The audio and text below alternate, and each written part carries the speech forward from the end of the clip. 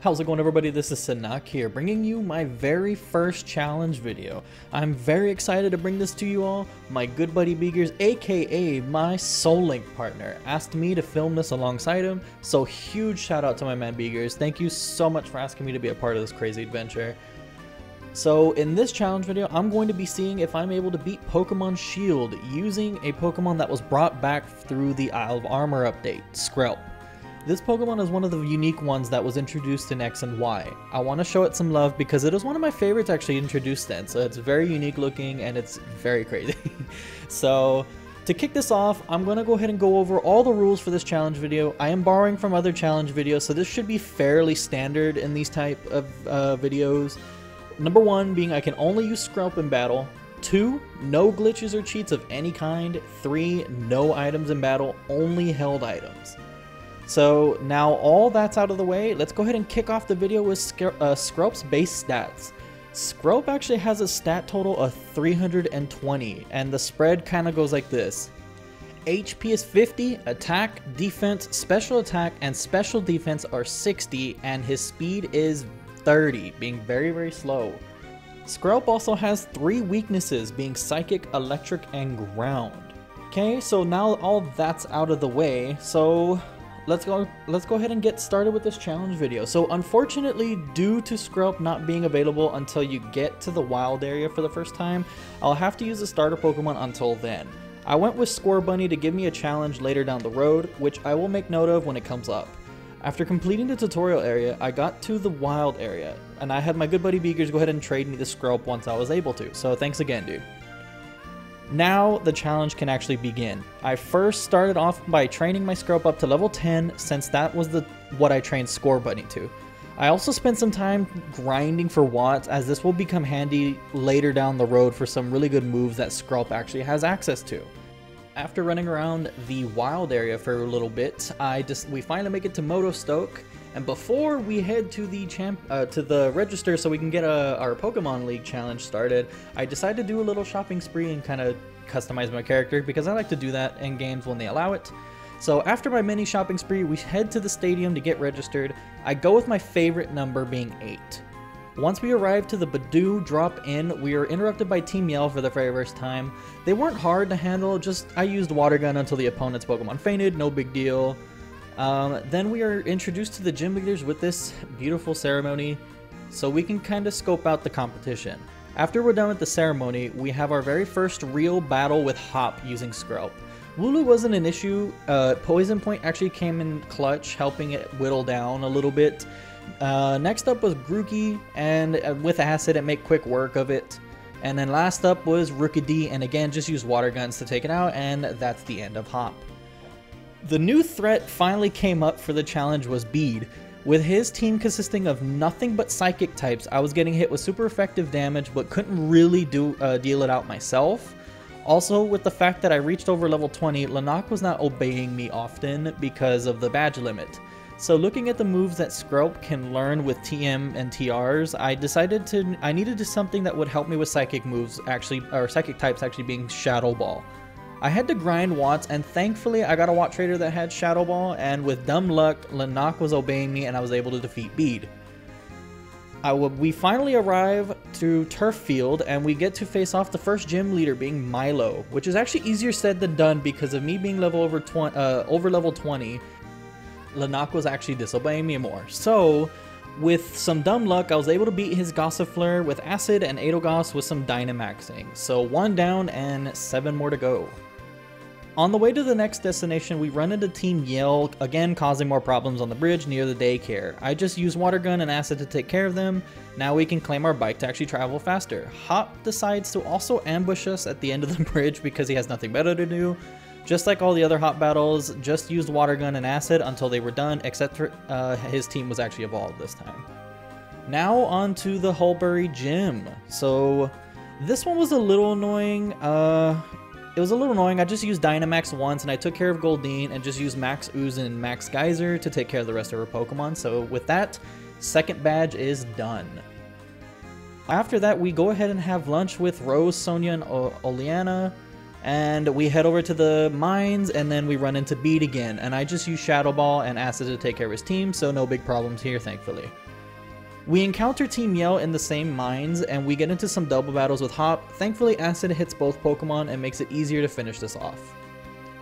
We then make it back to Badoo Drop In, where we get into our first fight with Marnie. This is a little tough because of the Morpeko that she has. I also forgot that her Grogunk also has Dry Skin, which heals Pokemon every time they're either hit with water moves or in the rain. So thankfully I had Shadow Ball, Morpeko comes out and it was faster than me, and it took a few tries, but with all the levels I gained, I was eventually able to knock out her team.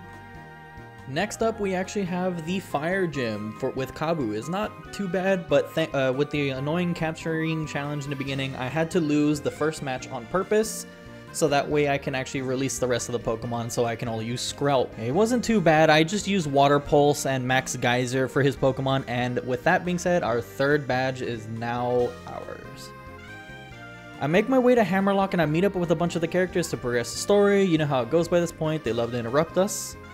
I decided to go on another shopping spree to fit my little Sunaak by going with the water type clothing for style.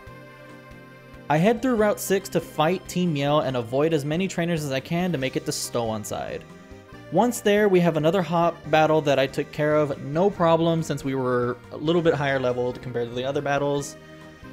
Next up, we actually have Alistair at his gym. This was fairly easy. The only Pokemon I had to worry about was Gengar, and it was outspeeding me and hit me with some crazy damage. But with that, we actually have our fourth badge done. After that gym battle, we see Bede is destroying a monument, so we stop him for a little bit, and Rose comes in and takes him away. Or fires him, whatever. Then we make our way through the trippy forest with all the growing mushrooms, and you know how that goes. And we finally make it to Ballenly. The next gym leader here was Opal, and this one was fairly easy. Opal basically buffing us up for answering the questions correctly. This one was not a challenge at all, so with that, we have our fifth badge. We walk back with Opal to Hammerlock. 2,000 years later. And I go pick up the Everstone because I'm too lazy to keep pressing the B button every time Sunaak wants to evolve. After talking to more of the story characters, I proceed to battle Hop at the bridge to get to Route 7. This fight wasn't too bad, but just Bolton and gave me some problems paralyzing me, as well as Snorlax with Body Slam. After that, I make it to Sirchester to take on the next gym. Melanie was somewhat of a challenge due to the crazy good ice types that she had, like Darmanitan and Lapras. So after several attempts, I needed to go grab a TR that would help me being Thunderbolt. After taking so long, I get the TR and I challenge her this time with Thunderbolt, and boy did this help out a lot. So we get our sixth badge. The next Hop rival battle was more annoying just due to the fact that there was constant hail. So I decided to go grab the leftovers to essentially heal back the weather damage, and I was able to defeat Hop after a few tries. Team Yell continues to think that they're going to keep stopping us at these routes, so I stopped them yet again and obtained the water upgrade to the bike. So I make it outside Spikemuth and battle Marnie again, and this time I was able to actually handle her for the first time with my upgraded moveset being Shadow Ball, Thunderbolt, Sludge Bomb, and Surf. Spikemuth is next, and it was kind of annoying just because you had to have 2 Pokemon for the team so you can enter this challenge, so I went ahead and got a Magikarp. And once I finished up the challenge, I was just like the smart Pokemon trainer that I am. I decided to release it and realized that you had to have another Pokemon to re-enter this challenge if you kept losing it. So I just caught a Mareanie, and every time you re-enter, you can put it back in your box, thankfully. So it was only Skrelp doing all the battling, thankfully. So Piers was somewhat of a challenge just because Dark types have very sneaky moves like Torment, so I couldn't keep using Surf over and over again. Also, his Malamar knowing Psycho Cut was rough as well because it would take a hit and then just do some nasty damage afterwards.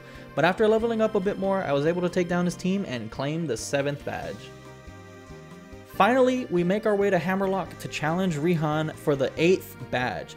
This was very interesting because it was required double battle, so I caught myself another Magikarp to make sure that it was only Skrelp that was doing the damage.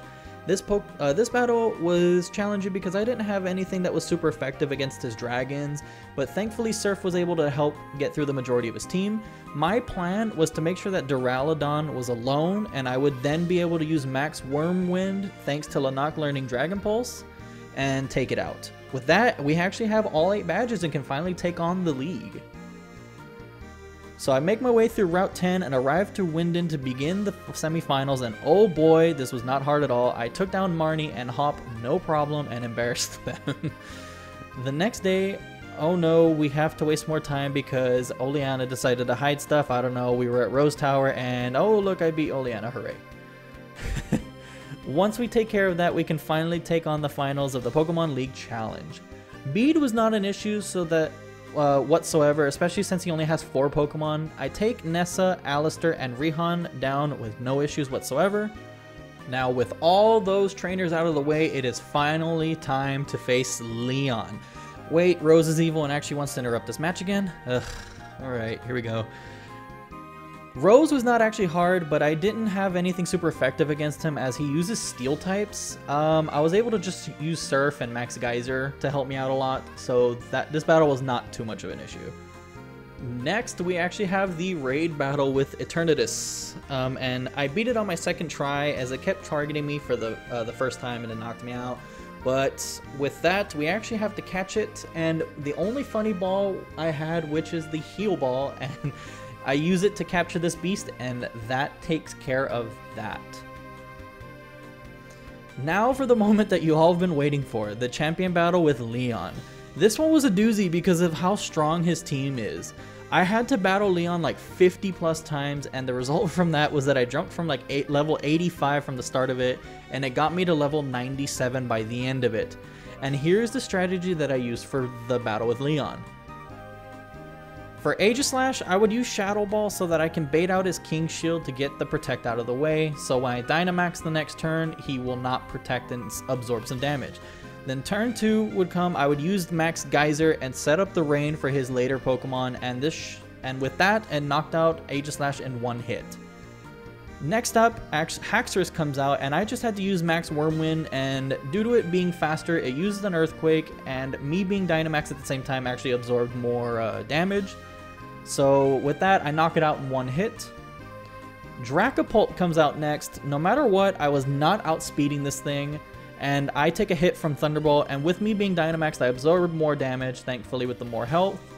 And I hoped that I didn't get paralyzed. Thankfully I didn't, then proceeded to knock it out with a Max Phantasm. And Mr. Rhyme comes out next, and this is what I needed the Rain for. I had Hydro Pump put on Linox so that with the Rain, I was able to one-shot Mr. Rhyme. Inteleon comes out next, and this was the reason why I chose Score Bunny at the beginning, to give me somewhat of a challenge because... But as soon as I say that, I used Thunderbolt and one-shot it. But before it did that, it used a Tearful Look and lowered my special attack by 1. And last, but he has his Charizard.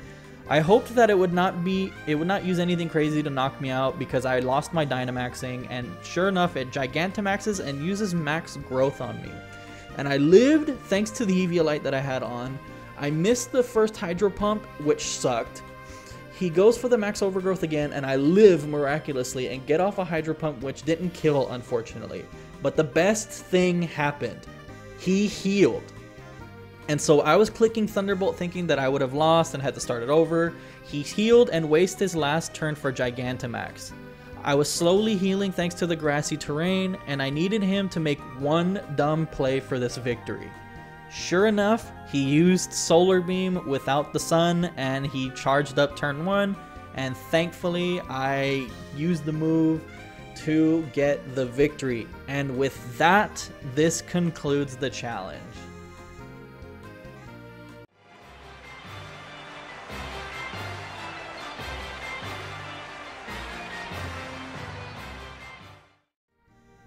Cool, so this concludes the challenge video. If you guys really enjoyed this, please make sure you hit that subscribe button, hit the like button, and let me know down in the comments below if you guys like to see this more in the future. I had a lot of fun making this, I put a lot of time into this, and I hope it came out well. So with that guys, I'm going to go ahead and get out of here, and I'll see you guys in the next one.